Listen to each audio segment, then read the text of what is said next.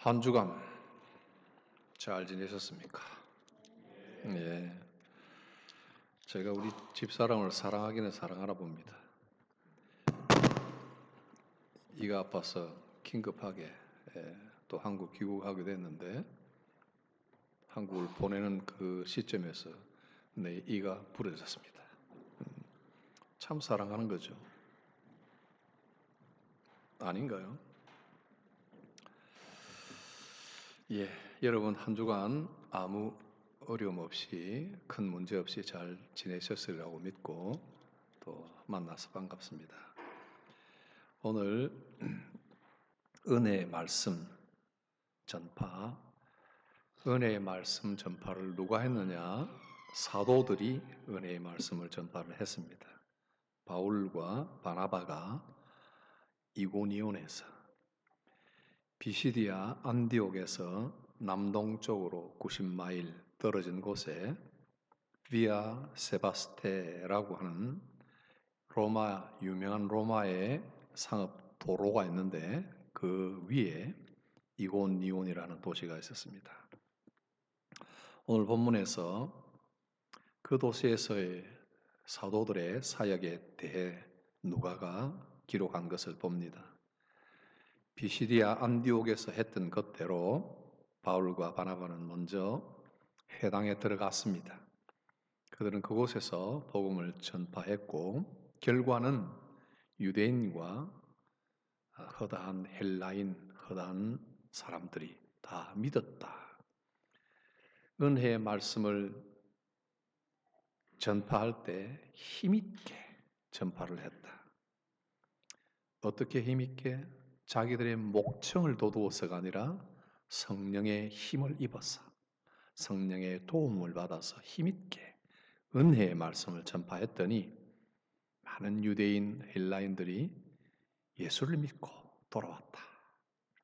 감사한 결과가 나왔고 또 감격적인 승전보라고 봅니다. 근데 3절을 보면 은혜의 말씀이라는 단어가 눈에 띄는데 자기 은혜의 말씀입니다. 그 보면 주의 말씀이라는 뜻이죠. 자기 은혜가 바울의 은혜의 말씀도 아니고 사도 바나바의 은혜의 말씀이 아니라 주의 말씀, 주를 힘입어 주께서 그들의 손으로 표적과 기사를 행하게 해서 자기 은혜의 말씀을 증언하게 했다. 예, 주님의 은혜의 말씀입니다. 참으로 우리가 듣는 복음은 하나님의 은혜를 선포하는 하나님의 은혜에서 시작되는 메시지입니다. 하나님께서 자격 없는 죄인들을 행위와 상관없이 그분 앞에서 의롭다고 선언할 수 있는 길을 마련해 주신 것입니다. 그래서 어떤 사람도 복음 앞에 자랑할 여지를 다 갖지 못하도록 전부 그 여지를 없애버리셨다. 이렇게 선포하는 것이 그의 은혜의 말씀 선포입니다. 복음 앞에 사람들이 해야 할 유일한 일은 자기의 죄를 버리고 오직 믿음으로 예수 그리스도를 영접하는 것입니다. 예수 그리스도의 복음은 하나님의 은혜의 뿌리를 내리고 있고 또 죄인에게 그 하나님의 은혜를 선포하는 것입니다. 우리가 복음을 전할 때 우리의 의무는 구원의 은혜를 자세히 설명하는 것, 그리고 사람들에게 자신의 선행을 신뢰하는 것을 멈추고 그 다음 구원을 위해서는 오직 그리스도만을 의지하고 영접하도록 초대하는 것입니다. 두 번째, 그러면 오늘 우리는 이 은혜의 말씀을 우리가 어떻게 전할까? 사도들의 경우에는 사람들을 찾아가서 회중 앞에서 또 회당 안에서 직접 입을 열어서 복음을 전파했지만 우리는 지금 어딜 다니면서 똑같은 방식으로 복음을 전하기는 어렵습니다. 물론 개인적으로 전도를 하기 위해서 도전을 가지고 시시때때로 때를 얻거나 못 얻거나 가족들에게 또 불신자들에게 복음을 입을 열어서 전파하는 그런 기회를 보고는 있습니다. 그러나 사도들처럼 이렇게 회중 앞에서 복음을 전하는 일은 없습니다. 우리는 어떻게 이 은혜의 말씀을 전할까? 그것은 은혜에 대한 반응으로, 은혜에 대한 반응으로 은혜의 복음을 전하게 됩니다. 어떤 사람이 참 은혜롭다. 이건 이제 은혜를 아는 사람들이 하는 이야기죠. 그러나 세상의 사람들은 그 사람을 보고 은혜롭다 이런 말은 안 하고요. 참 감동이 됩니다. 참 존경스럽습니다. 이런 말은 해요. 그걸 우리 기독교인들이 용어로 바꾸면 은혜롭다. 사람이 참 은혜가 있다. 이렇게 표현합니다. 이건 꽃에서 향기가 나는 것과 같고 나무에서 맺힌 열매와 같습니다. 은혜의 말씀을 받은 사람은 은혜에 대한 반응을 함으로써 사도들과는 좀 다르지만은 그러나 이 효과적인 방편으로서 은혜의 말씀을 또 전하게 되는 것입니다. 예수님이 가르치신 중에 세상의 소금과 빛이 되어라 그런 말씀이 있죠. 마태복음 5장의 산상보훈 중에 나오는 말씀인데 이와 같이 사람 앞에 빛을 비추어서 너희 빛을 비추어서 너희 선행을 보고 그죠? 하나님께 받은 복음의 빛, 은혜의 말씀을 받은 사람이 그 빛을 비춘다 하는 말은 선행을 한다. 선행을 보고 하나님께 영광을 돌리게 하라. 그렇게 이야기합니다. 이것이 은혜 안에서 선한 삶과 행실을 할 것을 가르치신 말씀이죠. 어떤 선행을 할까요? 우리는 병원을 건축할 수 있습니다. 영국에서야 우리가 굳이 병원을 건축할 필요는 없겠지만 정말 낙후된 지역에 비타민 꾸러미를 가지고 침 가지고 그야말로 랜턴 전기가 들어오지 않는 곳에 헤드 랜턴 꽂아가지고 뛰어다니는 우리 친구 목사님 전에 알죠? 우리 최현재 목사님 우리 교회 와서 집회하셨던 그런 방식도 있을 것입니다. 그런데 병원에서 거기에서 어떤 지역에 가서 병원을 차려놓고 거기에서 의사로서 가가지고 또 사람들을 모아다가 백내장 수술을 다 해주는 무료로 그런 안과 의사도 한국에 또 계시죠. 김동혜 선생님 같은 분들. 우리들은 그런 방식으로도 일을 할 수 있습니다만은 그러나 또 우리가 지금 직접 그 일을 할 수는 없죠. 교육도 마찬가지입니다. 학교를 세울 수도 있고요. 또 어떤 가난한 사람이나 또 고아들을 위해서 고아원을 짓는 일도 할 수 있을 것입니다. 이 일은 당장에 할 수는 없는 일들이지만 그러나 이런 일들을 통해서 우리나라에 복음이 들어온 것 아시죠? 병원과 학교와 또 고아원과 이런 기관들을 세움으로써 우리나라가 초기에 복음을 받아들이는 데 큰 역할, 은혜의 말씀을 받아들이는 그런 경로가 됐던 것 우리가 다 알고 있습니다. 우리는 이 일을 당장 하지는 못하지만 우리가 할 수 있는 일이 있어요. 그것이 바로 구제입니다. 구제와 자선입니다. 우리가 지금 할 수 있는 일, 마음만 있으면, 그죠? 마음만 있으면 아르바이트하는 청년 대학생이라도 마음만 있으면 구제, 자선할 수 있습니다. 마음이 없으면 아무리 부자라도 할 수 없는 것이 구제. 우리가 할 수 있는 일은 구제와 자선입니다. 우리가 할 수 있는 가장 쉬운 일이면서도 분명한 복이 약속된 일입니다. 잠언 11장 24절 25절 흩어 구제하여도 더욱 부하게 되는 일이 있거니와 과도히 아껴도 가난하게 될 뿐이라. 여러분들이 영국 생활 초기에 할 때 참 아끼면서 살았죠? 아낀다고 뭐가 모아지는 건 아니에요. 경험하셨죠? 한 주일에 몇 파운드 가지고 살아 남은 분도 계십니다. 그 아끼고 정말 아이들 데리고 햄버거 하나 먹을 그런 여유가 없었던 시절들이 있었죠? 그렇다고 해서 막 저축이 되는 건 아니더라고요. 그죠?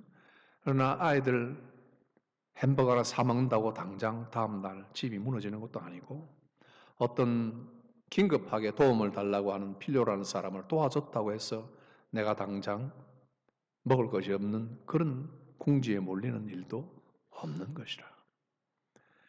과도히 아껴도 가난하게 되고 흩어 구제하여도 손을 펴도 더욱 부하게 되는 일이 있다. 잠언 11장 24절 25절 보면 구제를 좋아하는 자는 풍족하여질 것이요. 잘 귀담아 들어보세요. 부자가 되고 싶은 분들 구제를 좋아하세요. 풍족하게 된다고 합니다. 안 믿어지죠? 남을 윤택하게 하는 자는 윤택하여지리라. 이게 성경이 하시는 말씀입니다.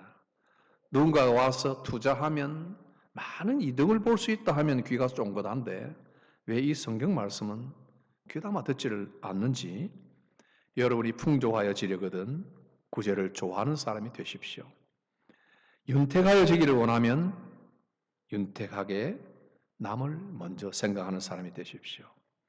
타인을 기망해서 이득을 취하는 사람의 결말은 좋지 않습니다. 막 다른 사람을 속여서 많은 이득을 가지고 수십억을 갈취를 한다고 해도 그런 사람의 결말 순간적으로 불을 누리게 될지 몰라도 나중에 보니까 빈털털이 되고 시리어스한 크라임 범죄자로 감옥에 들어가는 사람들 있습니다. 전도서 11장 1, 2절 보면 잠언 11장 이야기했죠. 전도서 11장 똑같은 장인데 1, 2절 보면 너는 내 식물을 물 위에 던지라. 여러 날 후에 도로 찾으리라. 물에 던진 식물을 언제 찾는단 말입니까? 어떻게 찾는단 말입니까? 여러분이 던질 때는 다 손해가 되고 무익한 것 같이 보여도 여러 날 후에 도로 찾으리라. 여러분 전도서가 이 말씀하는 게 이상하지 않아요? 나는 좀 이상해요. 특별한 말씀이라고 나는 봅니다.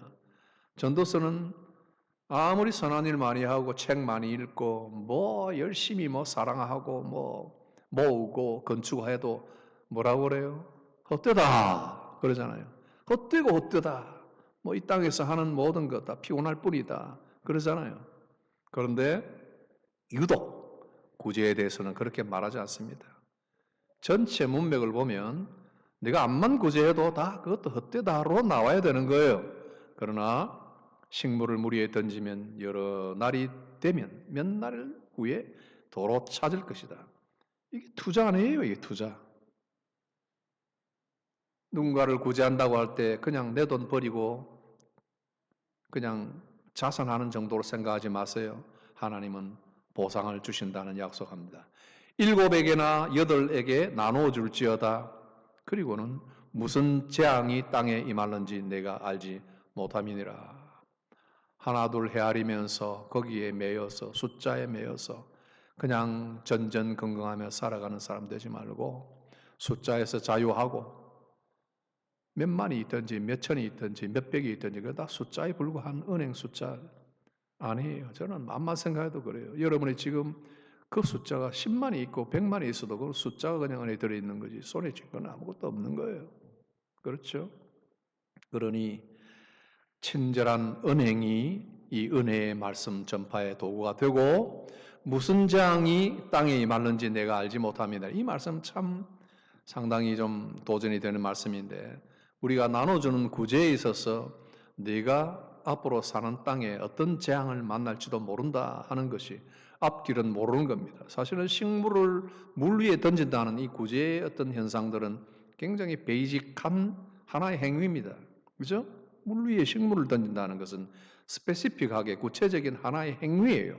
누군가를 돕는다 하는 것은 하나의 행동입니다만은 앞날의 재앙이 어떻게 올지는 이건 아주 포괄적입니다. 굉장히 범위가 넓은 거예요. 여러 가지 일들을 포함하는 겁니다. 그 앞날을 알 수가 없는데 어두운 일이 일어날 수도 있다. 그러나 이건 뭘 전제합니까? 네가 그런 마음을 가질 때 나중에 윤태가 여지고 나중에 더 기쁨을 찾을 것이다 하는 것을 약속하시는 말씀입니다. 전도서에 이 말씀이 있습니다. 오늘 우리의 구제와 선행이 내일 알지 못하는 우리의 미래의 위기 때 보상을 얻게 된다. 얼마나 귀한 말씀입니까? 우리의 중보자가 되셔서 우리를 도우시는 성령님의 감동으로 주시는 보증입니다. 샘 리차드라고 하는 사회학 교수가 있습니다. 미국에. 그런데 한국 문화와 사회 현상에 대해서 한 10여 년 이상 줄곧 관심을 가지고 연구해 왔습니다. 그분이 한국인에게만 있는 고유 명사를 하나를 이야기를 하고 짚었습니다. 그게 뭐냐니까 눈치입니다. 눈치 아시죠?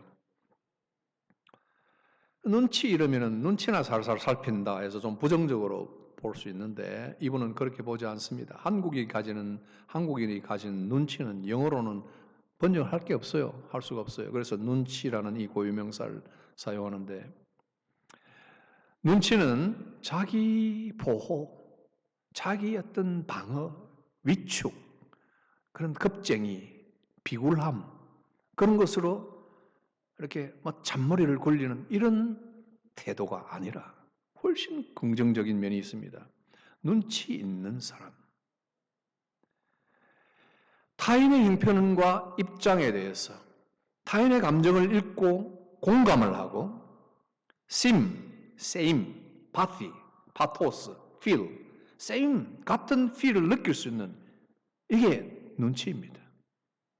타인의 안위를 먼저 생각하는 것입니다.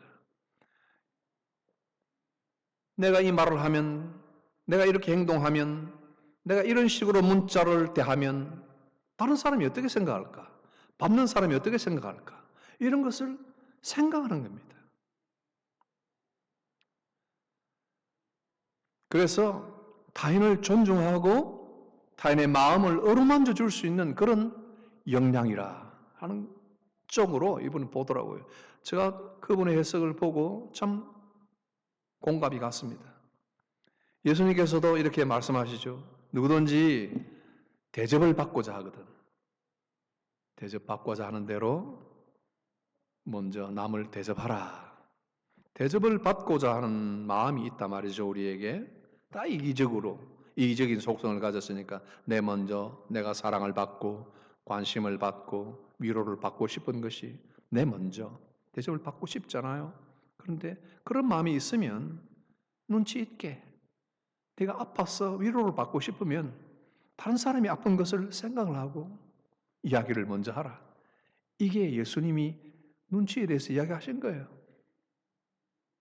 그런데 눈치 없는 사람들은 내 아픈 거 이야기하는데 다른 사람은 듣다가 나도 아파. 어려움을 이야기하는데 얼마 지나지 않으면 괜찮아질 거예요. 아주 그냥 태연하게 답을 다 해버리고 요즘 그냥 아파도 그냥 잘 낫더라. 다른 사람도 아프더라. 나도 아프더라. 누군가가 자기 자녀에 대해서 칭찬이라고 하려고 그러면은 그거 좀 들어주고 참 훌륭하네요. 한마디를 하고 시작하면 될 텐데 그 말이 끝나기 무섭게 내 자녀 자랑, 내 멍멍이 효도하는 것, 재롱 피우는 것 먼저 그냥 덮어 씌우려고 하고 또 상대방은 그 사람 말이 끝나기를 기다리기도 마치기도 전에 또 내 자랑, 내 아픔 먼저 이야기하게 되고 이런 게 아니라 상대방의 마음을 먼저 공감해 주라. 이게 황금률이에요. 황금률, 골든 룰이에요. 예수님이 산상보훈이라고 하는데 마태복음 5장에서 7장 산상보훈이라고 하잖아요. 보배로운 교훈인데 그중에 황금률이라는 것이 남에게 내가 대접받고자 하는 그 마음 있으면 먼저 남을 대접하라 하는 것이다. 얼마나 이것이 황금률이라 하는 말은 얼마나 이것이 또 어려운가 하는 역설적인 표현도 됩니다. 구제와 자선, 격려의 은행 이것은 사실은 생각처럼 쉽지는 않습니다. 마음만 있으면 된다고 했지만은 생각처럼 쉽지 않습니다. 생각으로는 우리는 세계 최고의 자선가가 될 수 있습니다. 생각으로. 그러나 실제로는 손이 마른 사람처럼 펴지지가 않을 경우가 많습니다. 늘 셈만 하고 어떻게 이것을 가꿀까 이 생각만 하지 무엇인가 한쪽으로 흘려버리고 물질을 던져버리는 이런 일들을 좀처럼 하지 못할 때가 있다는 것입니다. 불신 이웃에게 이것을 실천하고 특히 직장에서 특히 교회 내에서 상호 실천하는 발걸음과 손길들을 보면 참 이것을 볼 때 감사가 나오고 베푸는 자나 받는 자가 다 함께 복되고 은혜가 된다 하는 것입니다. 은혜의 말씀의 실천이 은혜 받은 자가 이렇게 행동으로 나타낼 수 있는 것입니다. 세 번째 우리가 볼 것, 물론 은혜의 말씀이 모든 사람들에게 다 잘 받아들여지는 것은 아니다 하는 겁니다. 두 사도의 경우에 복음을 직접 전했지만은 그러나 2절 보니까 순종치 않는 사람들이 선동을 해서 악감을 조성을 했다. 유대인들이 하나님의 말씀을 제일 먼저 받아들였던 사람들이 그래서 이 복음도 먼저 받아들일 수 있었던 그런 사람들인데 그 사람들이 이제 이방인을 선동해서 복음 회방하는 사람들이 됐다. 장자들의 반란이죠. 참 믿고 참 훌륭한 신앙인이라고 생각했는데 오히려 완전히 역행을 하는 이런 모습을 보이게 된 겁니다. 5절 보니까 이방인과 이제는 유대인과 한편이 됐고 또 유대인 관리들이 뭉쳐서 두 사도를 어떻게 한다? 두 사도를 모욕한다 이렇게 되어 있어요. 이게 지금 개역 개정인데 개역 개정보다 이전에 개정하기 전에 번역이 더 좋아요. 모욕이 아니라 거기는 뭐라고 나와 있어요? 능욕이라고 나와 있습니다. 능욕. 여러분이 종종 살다가 모욕은 당할 때가 있어요. 그러나 능욕은 당하기 어려워요. 사도들이 당한 이 능력이라는 것은 원래의 원어상으로는 어떤 도가 있는데 그 도를 훨씬 넘어서서 아주 심한 학대를 당하는 것입니다. 그냥 모욕을 당해서 좀 수치스러운 정도가 아니라는 거예요. 최상급의 학대의 의미가 있다. 그러니 뒤에 뭐라고 나옵니까? 능욕하여 돌로 쳐 죽이려고 했다. 이 정도예요. 도망자 신세가 돼서 이 두 사도는 그 자리를 당장 떠나야 했습니다. 사도들이 은혜의 말씀을 전하는 그 귀한 일을 수행할 때 최상급의 학대가 따라왔다는 사실을 뭘 의미합니까? 복음을 위한 삶, 은혜로운 삶을 살려고 하는 것이 마냥 꽃길이 아니다. 그 은혜를 받은 대로 실천하며 사는 것이 그냥 생각처럼 쉬운 것은 아니다 하는 것을 배워야 합니다. 우리도 선행을 한다고 마냥 좋은 결과만 돌아오는 것이 아닐 수도 있습니다. 정말 물에다가 던졌더니 다 떠나버리고 마음만 허전할 경우가 있을 수도 있습니다. 그러나 이 일은 멈출 수 없는 일이고 우리 성도들이 계속 은혜로운 삶, 은혜로운 행위들을 해나가야 됩니다. 바울은 루스드라와 더베와 그 근방으로 도망을 갔다 이렇게 나와 있습니다. 6절. 그런데 7절을 보면 다 같이 읽어볼까요? 7절. 거기서 뭘 합니까? 시작. 거기서 복음을 전하니라. 복음 곧 은혜의 말씀을 거기서 전했다. 바울의 도망이 도망이라고 할 수 있겠습니까? 이런 면에서 성도의 도망은 전선의 재배치이지 도피가 아닙니다.